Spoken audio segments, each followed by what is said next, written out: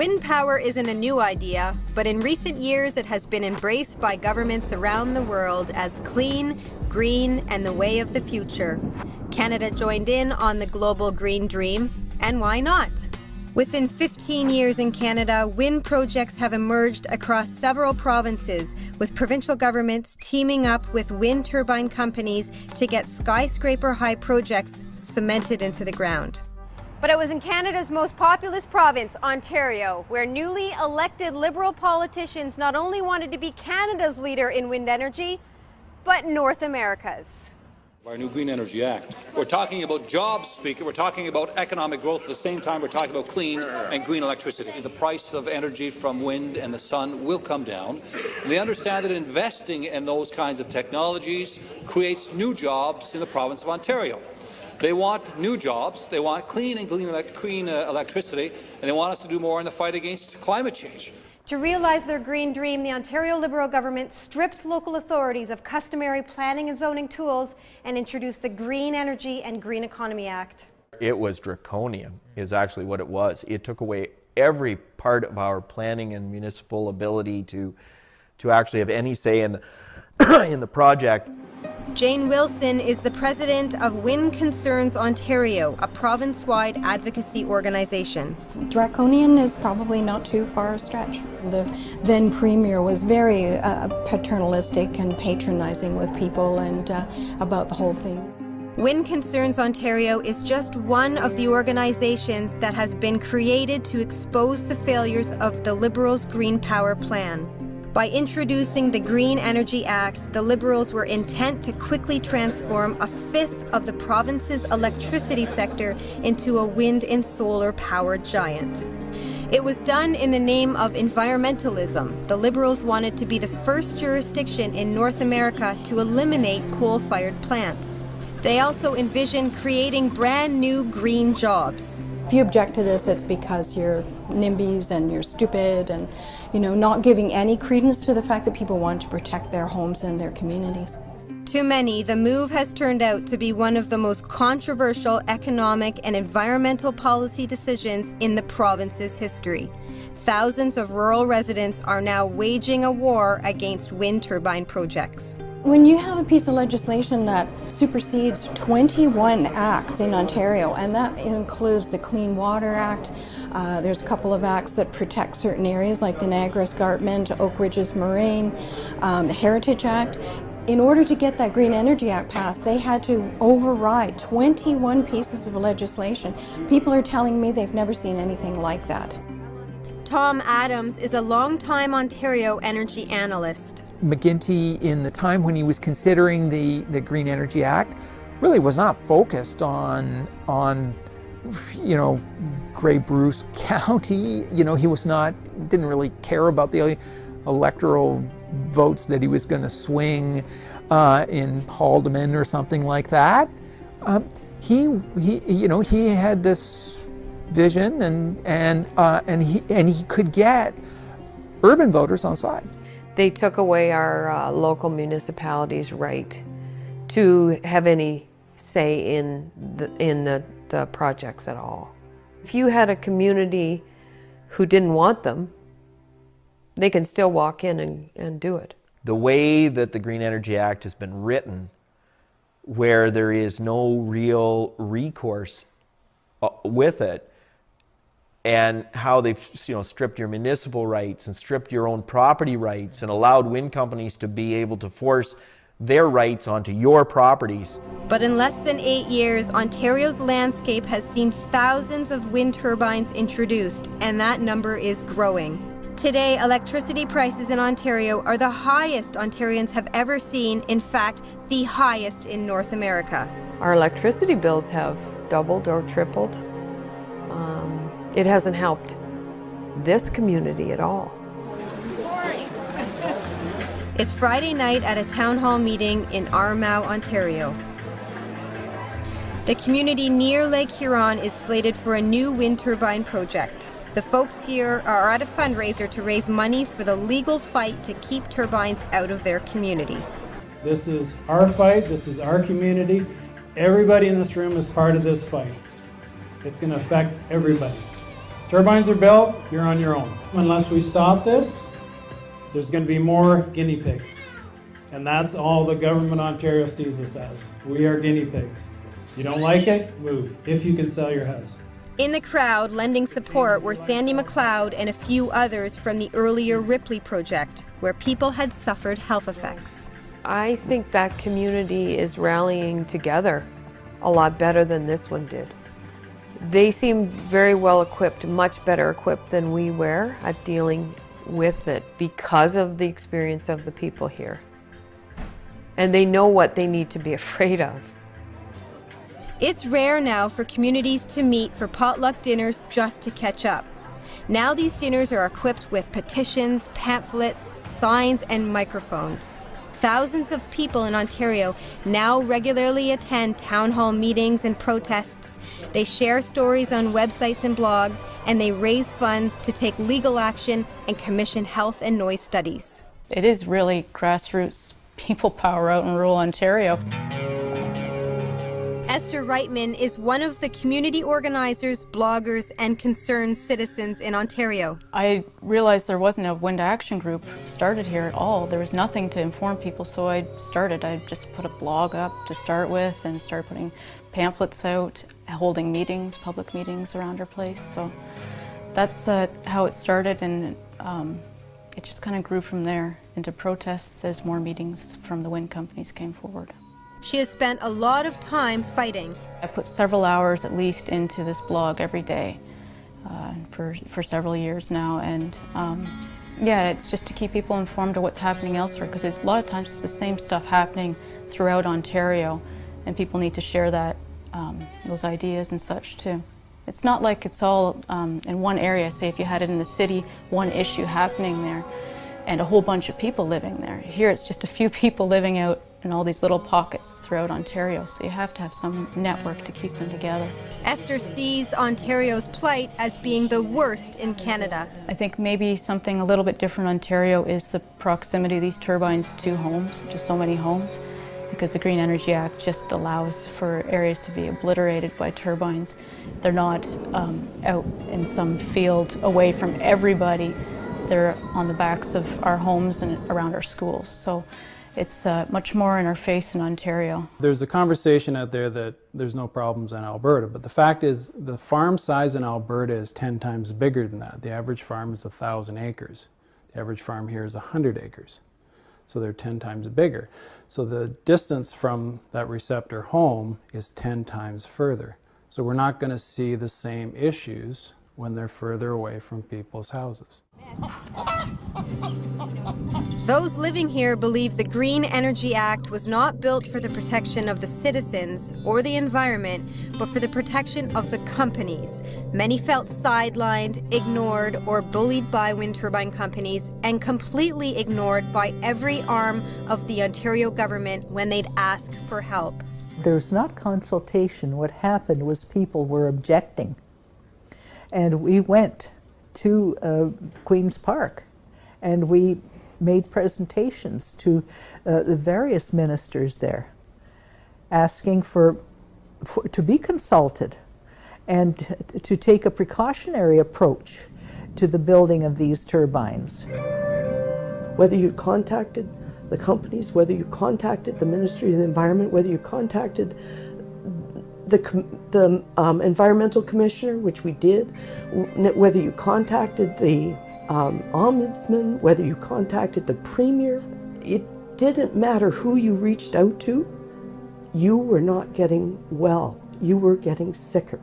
No matter what the groups do to fight, the wind turbine companies still have more money, and they are also side by side with the Liberal government. They do whatever they want.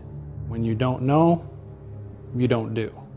And what we see with the government of Ontario is they just simply don't know, they don't care, they keep moving on with projects. Many important people who've really thought about this and knew what the impacts might be, went and presented their view to those hearings.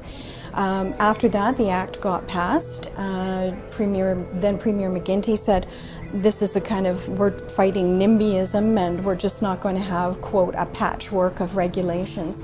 So in essence, he was speaking to the people of Ontario, but also to the municipalities of Ontario when he took away their planning powers for what was going on in their communities. Oh, it feels like we're in a communist country. How many times must our rights be attacked to satisfy somebody's greed? There has been so much outrage created by the government over wind power, and yet it only represents a small slice of Ontario's electricity grid. Our government thinks that 3% of wind energy production right now is viable. And we'll see what 3% looks like in a pie chart, literally a pie. The Liberals' energy plan showed wind power production at only 3% in 2013. The troubling news is that Liberals want to nearly quadruple the number. Increasing it to 11% is the most enormous mistake, health-wise, environment-wise, economy-wise, and if the people of Ontario let this happen, the future generations in Ontario are going to suffer. So why was rural Ontario's concerns repeatedly ignored? Why were local authorities stripped of their powers? Why did the Liberals move so aggressively with their Green Dream plan? Ontario's main opposition party, the Progressive Conservatives, have long questioned the economic merits of the Ontario Liberal government's green energy plan. Why in the world do you want to continue with Dalton McGuinty's failed green energy subsidies, putting wind turbines across the province like giant pins on a pincushion? It's economic madness. It's costing us jobs. We turn to Professor Ross McKittrick, an economist. He recently published a very scathing review of how economically unsound the Ontario Liberal government's Green Energy Act is. Well, the important thing to understand about wind turbines is they don't run on wind. They run on subsidies. We went to see McKittrick at the University of Guelph. All the arguments that they put forward for the Green Energy Act, they really turned out to be phony once we looked at them closely. They said that it would improve the economy, it would reduce air pollution emissions, and it would replace coal-fired power. And the problem is with the first one, it's not going to improve the economy because what you're doing is replacing power that costs 3 to 5 cents per kilowatt hour to generate, and you're replacing it with power that costs at least 13.5 cents per kilowatt hour to generate. So you're raising the cost of doing business. It will drive down the rate of return in manufacturing and mining, and that has to translate into job losses and reduced investment and shrinking the economy. So you've pointed out that wind energy, in fact, isn't in the public interest in the short term, but will it be in the long term? Nobody was building wind turbines in Ontario until the government started throwing money at it. It is not a profitable source of electricity. It's not cost effective. Wind turbines can't compete on the wholesale market without a lot of government support.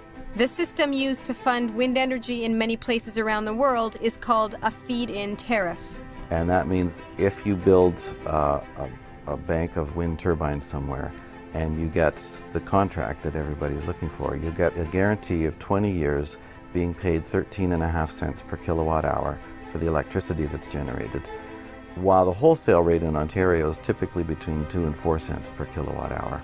The Ontario government piggybacked off what is a European idea of a feed-in tariff policy where the prices are locked in for 20-year contracts. And here's another head-scratcher. The other provision of the contracts is that the system has to buy the power from you whenever you produce it. So the standard power plants, nuclear plants and hydro plants and so forth, there's no guarantee for them the system will buy their power. They have to compete on the wholesale market. They have to price their product, in this case electricity, so that the system operator will buy it. With wind turbines, if the blades are running, the system operator has to buy it.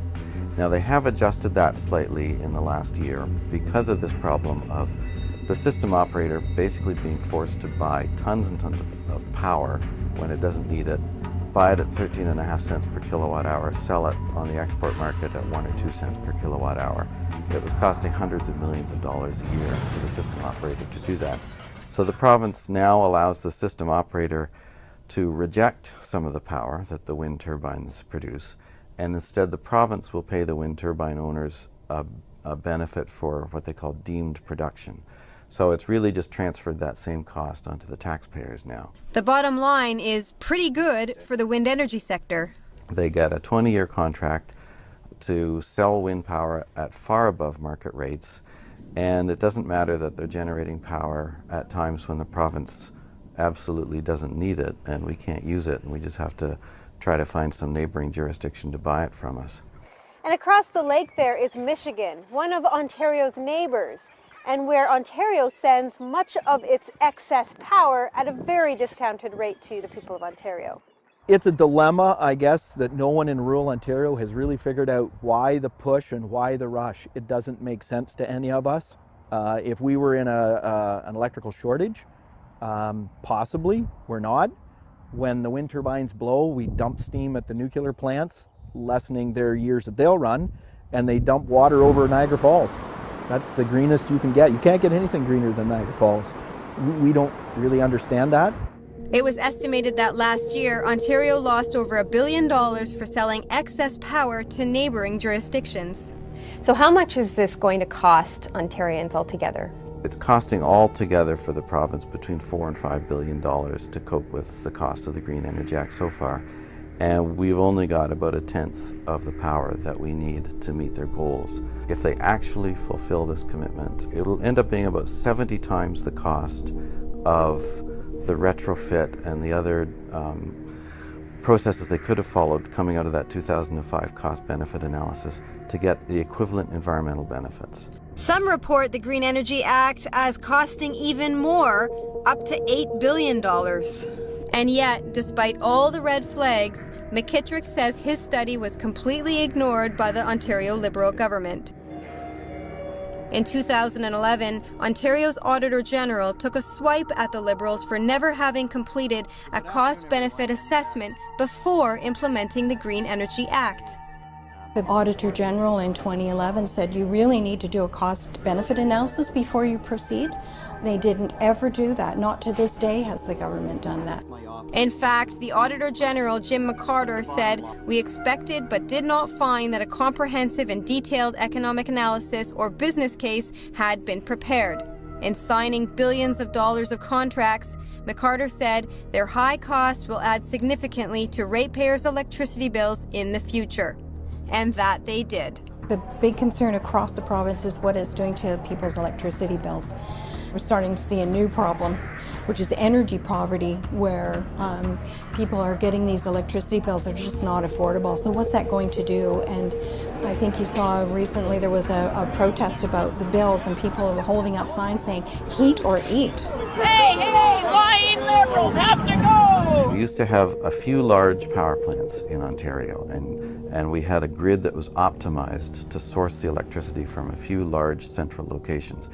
We're now shutting down the large central locations and replacing them with this proliferation of tiny little unreliable wind farms, and you have to build a whole new grid to accommodate that. So that's, again, an extra cost to get something we already had. What's more is that the Green Energy Act hasn't even come close to creating the number of jobs the Liberals claimed it would. It turned out that the province had claimed that there were going to be 50,000 new jobs created from the Green Energy Act. When the Auditor General asked them to back that up, because it doesn't really make sense that this would create any jobs, what they admitted was they were really talking about temporary construction jobs. As you put up wind turbines, you need some workers in to do that, but then once the wind turbines are built, then those jobs disappear and there's no ongoing jobs. In economics, it's an old fallacy called the broken window fallacy.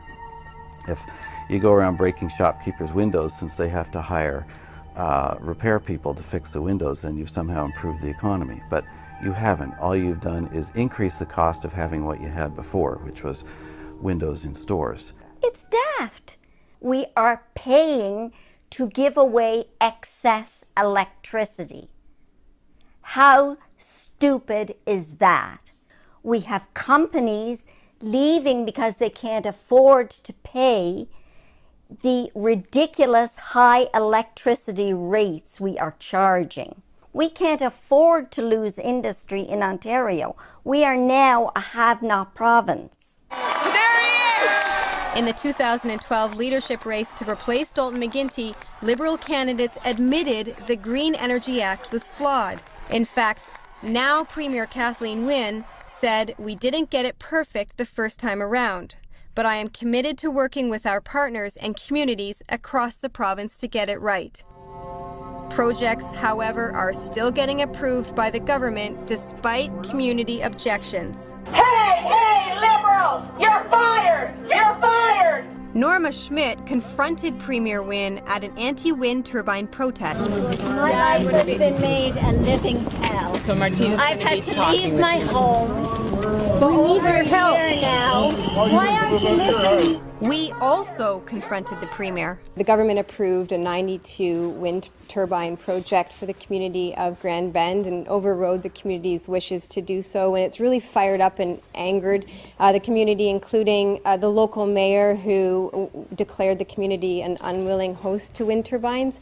What would you say to the community who feels as though this is a devastating blow to have the project approved? Well, I'd say a couple of things. First of all, I would say that we're committed to clean renewable energy. We're shut down the coal plants. We're committed to clean air. We're committed to clean renewable energy. We also are committed to a better process around siting energy infrastructure. And so we've put new rules in place. The fact is that there are contracts that are in place. We are not going to holus bolus cancel those contracts because that would not be responsible. However, many Ontarians think that cancelling contracts is the responsible thing to do. And I'm afraid that Kathleen Wynne is just going along with everything Samsung deals and everything that has raised our electricity bills. She can't seem to be able to stop it. And I'm hoping that some government will in the near future, but if we keep the Liberal government, we won't be able to stop anything. In fact, more than 80 mayors have now declared their communities unwilling hosts to new turbine projects. You have municipalities officially passing resolutions and doing other things, and also people in the community saying, this isn't right, we should have a right to say what's going on. Residents have also voiced major concern over plummeting property values due to the close proximity to wind turbines. Your property value loss could be 10 to 48%, if not 100%, as some of the homes are not selling at all. So you ripple that through Ontario and just look at, well, it's 100,000 here, and how many homes does that mean? That's millions upon millions of dollars of lost property value and lost equity for those families. If the new shift to green power is so inefficient, why hasn't anyone working in the system spoken out? There are a couple of reasons. The Power Workers Union has spent money on advertisements. They did try to fight against the closing of Lambton and Nanticoke. They understood that this was a bad deal for the workers in the province, and they did what they could. But it's hard to be up against a government that's pushing so much propaganda on coal. There were people, certainly in the power generating sector, who understood that the government's numbers weren't correct and didn't add up. But they were effectively muzzled. McKittrick speaks to people all the time about the changes in the system. I do find people working in the power sector, they know that this is a crazy system. These wind farms are displacing hydroelectricity, which is just a waste on every level because we have the hydroelectric facilities. They don't generate any air pollution emissions. They give us reliable, predictable baseload power. And now we run wind turbines and let those hydro facilities sit idle. And so people who work in the sector, they can see what's going on and they know that this is a waste. But for understandable reasons, they're not about to make a big noise about it because they could lose their jobs if they do. It's flawed and it's costing us, but so many people are now used to turning a blind eye and wearing rose-colored glasses.